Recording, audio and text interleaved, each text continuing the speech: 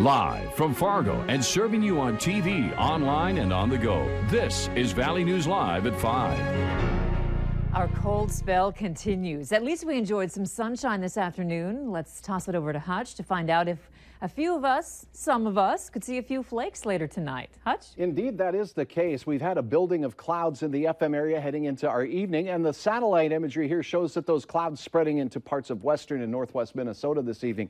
The snowflakes confined well to the south and west of the FM area tonight, with heavier snow in South Dakota, but it certainly looks like it could brush our southernmost counties. So that's where the concern is for the flakes, and everywhere it promises to be cold. Once again, a wind chill advisory for much of the viewing area.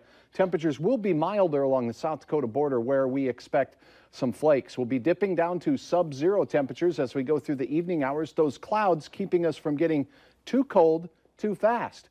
But where it stays clearer and clears out faster, it looks brutally cold tonight. So we'll have details in your hour-by-hour forecast on how low we go for your Friday morning, how much snow you can expect, which won't be too much, and what the weekend is shaping up to look like here as we have some warmer air to talk about. I'll tell you how warm here in a few minutes. All right. Thank you, Hutch. You bet. We're following a developing story for you. This is surveillance video from a typically quiet and peaceful South Fargo neighborhood that was the scene of a break-in today. Officers canvassed the neighborhood looking for two men who forced their way into the home and made off with valuables. Those suspects are still on the loose.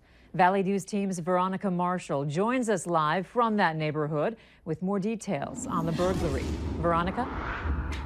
Hi, Andrea. The burglary happened behind me here on 19th Street South, and here's what we know so far.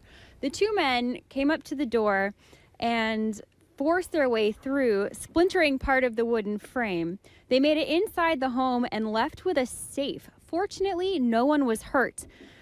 At this time, the suspects are still out there. They're described as two men wearing dark hooded sweatshirts and jeans. If you think you have seen people matching that description or have any other information relating to this break-in, you're asked to contact Fargo Police.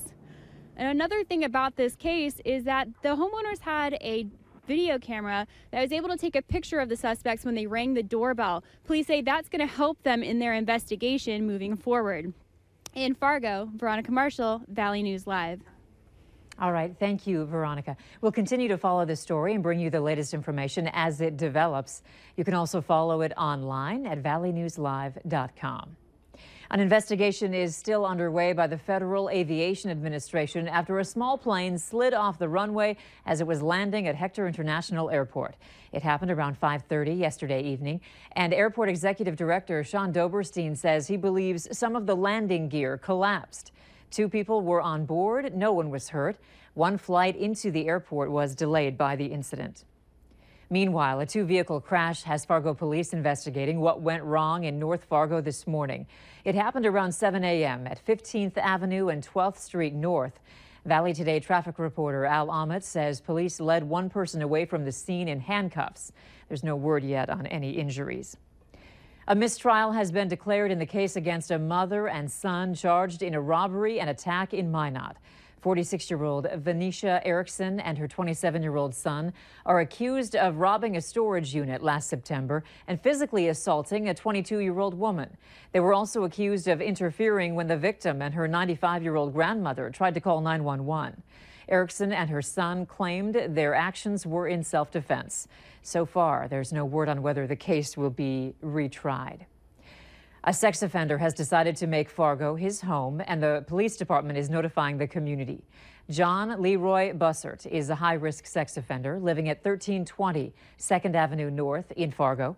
Bussert was convicted in 2013 in a Cass County District courtroom for luring a minor by computer. His victim was a 13-year-old female who he requested nude photos from and asked her to engage in sex acts through Facebook. He must register for a lifetime.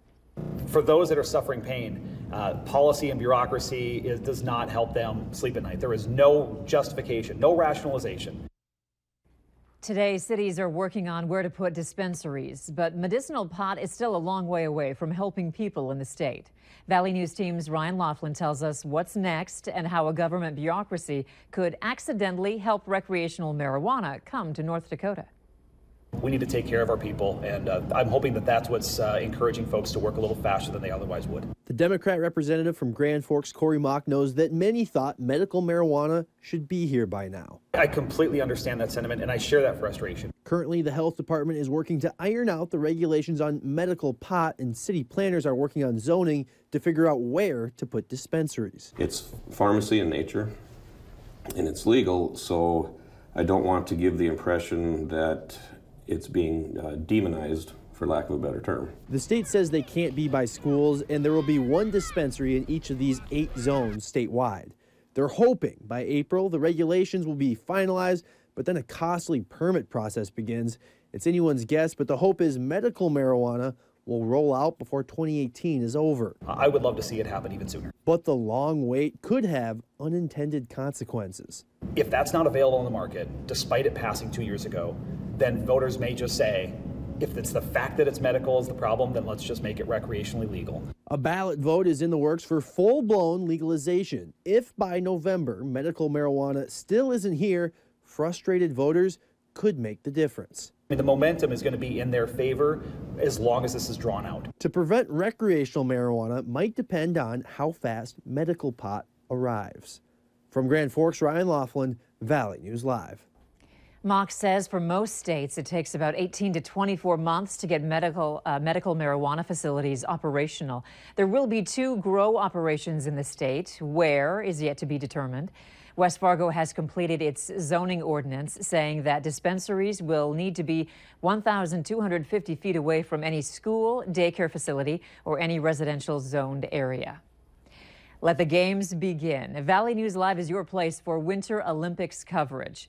Tonight, Nathan Chen takes the ice for the first time, leading the U.S. in the team figure skating competition. Also tonight, Christy Larson and Chris Berg will bring you the Olympic Zone show as we follow all the Olympic action. The show will run every night through February 24th at 6:30 on KVLY. And this means that Wheel of Fortune will move to KX4 at 6:30 p.m. in place of Point of View. The opening ceremony for the 2018 Winter Olympics from Pyeongchang, South Korea, will air Friday at 7 p.m. So stick with Valley News Live for updates on all your favorite teams and athletes. A school program that's spreading across the country is teaching kids how to include others who might be feeling lonely or left out. That's still ahead tonight.